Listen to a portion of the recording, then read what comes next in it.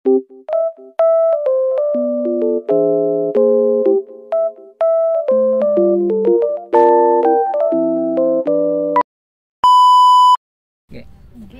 guys, welcome to my channel.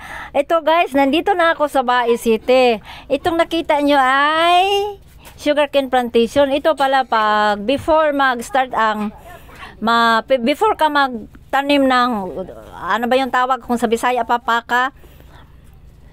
Mag-ano pala yung magdigging soil muna, tapos lagyan ng line para sa paka, tapos ayun, kung umuwa na, ayun.